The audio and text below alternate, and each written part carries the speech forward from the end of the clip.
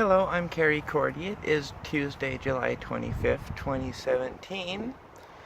Um, so much has happened since my last video.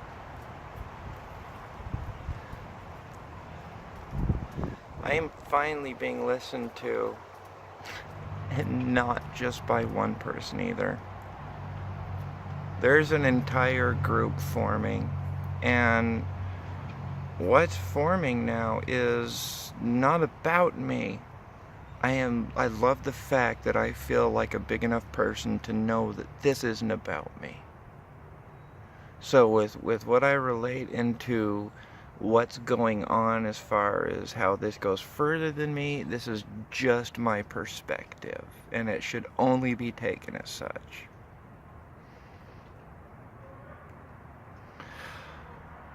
So things are happening, and I'm only gonna address that very, very minimally for right now. I will get into it more as much as I feel that is really kind of should be more openly talked about. There are some sensitive things going on. So with me losing my job and everything, pulling off the top of my head, I believe the last day I worked was Sunday the 10th, and the pay period runs Sunday through Saturday, and so the second to last paycheck I got was for a full week of work, and so there was one full day I worked of pay that I still had coming to me. Since the whole situation with my job, I can't go on the property to pick up my check, so the only option is for them to mail it to me.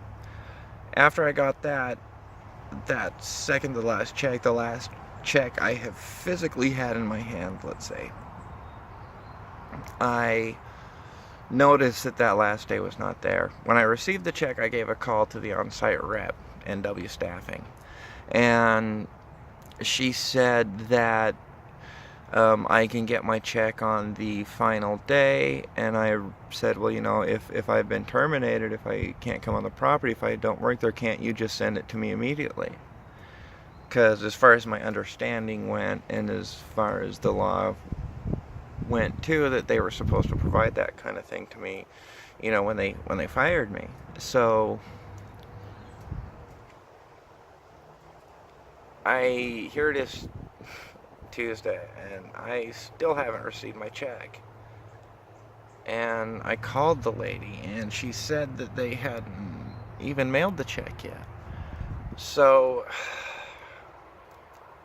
I was mad. I don't think I even swore at all, but it got to the point to where she said, well, my boss is right here, do you want to talk to him? I said yes. And I waited, and then she came back on the line, and I talked, and I got mad. And when I get mad, I start speaking the complicated legal talk, and what I say may not be exact lawyer speak, but it is complicated, advanced vocabulary that does make sense, that is deliberately intended to be, if somebody's recording the call, to make sure it is a crystal clear legal point I'm making, that there is no worming around from exactly what I mean, but it is intended to make the person listening to it not understand what's being said. But if they are of an intelligence, they will understand. It's not completely exclusionary. But what I did was I called them from my point of view on their lack of intelligence to address the situation for what it is and what it has been. It is most equitable to separate all ties quickly as possible. I am frustrated. To get back on my point, when I got off the call, because she just stopped talking. It sounded like she had put me on speakerphone at one point, and I basically ended it with, I hope if this call is being recorded, and da da da da da da. My name is Kerrigan Cordy, and you can reach me, blah blah blah. I gave my phone number, and then I got off the phone. It's like, oh my, I can't believe this. And so I was like, you have a group of people willing to listen to you now. So I sent a message to a few members of my group that are really just people that are willing to help me. And so oh my God, I love her so much. She is just the best. Oh yeah, oh my God. It's good to have somebody fight in my corner that, in an area in my life that I have been impotent to deal with, and somebody that has dealt with these kind of things and is capable and practiced at doing it. That's an amazing feeling to be listened to. You know how much less stress I have knowing that I am being listened to. You know, everybody needs to experience what that feels like. That's so important. You know, that right there is the real point of this video. The reason I'm expressing this whole thing is how amazing it is to finally be listened to and to feel like you are being understood by the point you're trying to make and not by the words that you are saying. Somebody that will guide you through the language of what the people within the, let's express it by saying, the system, you know, the way things are set up to help you. It's just the way it is. It would be nice if it was easier. And a plea for help worked. You know, I'm still in the early stages of receiving help. I don't know where this goes. But this is amazing.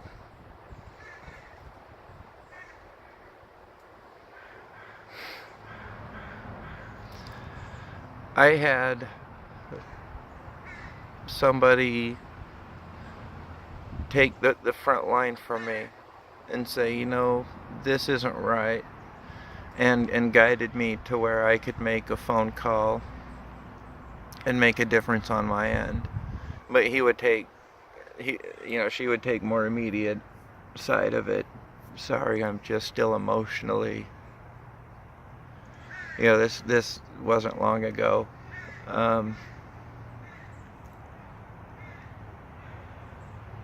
You know, so from their perspective, once it became obvious to the people I was dealing with that wouldn't talk to me anymore,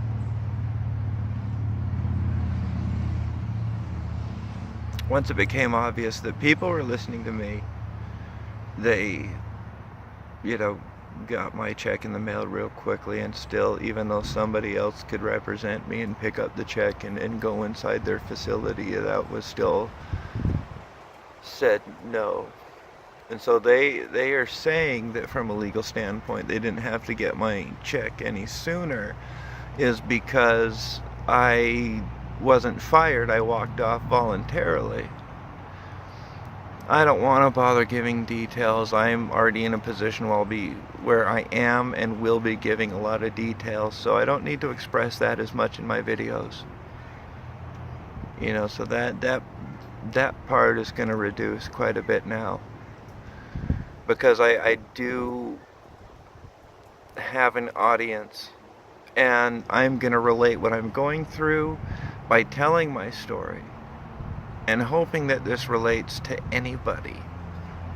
Because it doesn't matter, you know, what you see. You know, if you look at any part of my story that you even want to look at, you know, I think everybody could relate to a piece of the whole of what I'm going through. And I myself need to put it in check that this isn't just because I'm trans. I need to be clear about this. Being transgender is me or anybody else. I'm saying me because this is my story. But it makes me a lightning rod. So anybody with any kind of variance on society, you know, like the LGBTQ community gets a lot of attention for, we're lightning rods. And it just happens. But, you know, there are a variety of lightning rods, and each one needs its attention. each and every one of our stories is, what we go through, and the pain and the lessons we learn are not greater than anybody else's, but they're not smaller either. That's a hard thing to come to terms with, because that's a shocking duality. And a contradiction is just not understanding everything involved, and it's not something to laugh at. Laughing's fun, it has its place, and it's a way to really stop you and get you to think about maybe a different perspective is here. That's great, I like that. Anyway, before I wander, I'll stop. Thank you.